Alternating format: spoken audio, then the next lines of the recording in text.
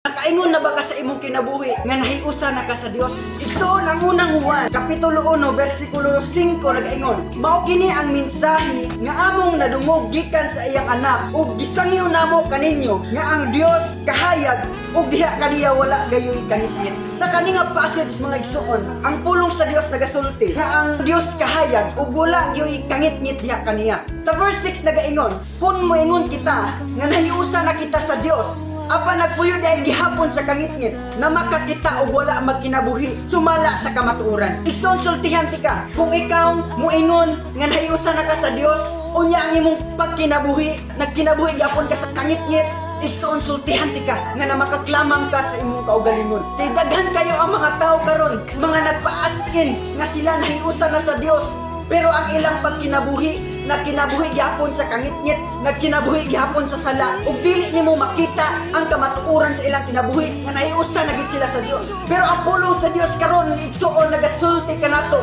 dinhi sa Efeso 5 bersikulo 1 nga sanglit kamo minahalman nga mga anak sa Dios, paningkamot gayud kamo nga mahisama kaniya. Kung saan giingon ganiya nga ang Dios kahayag ug diha kaniya wala gyud kangitngit, mo na kung muangkon ta nga anak ta sa Dios, nga nahiusa na ta sa Dios, kinahanglan nga paningkamutan nato nga mahisama kaniya nga magkinabuhi sa kahayag.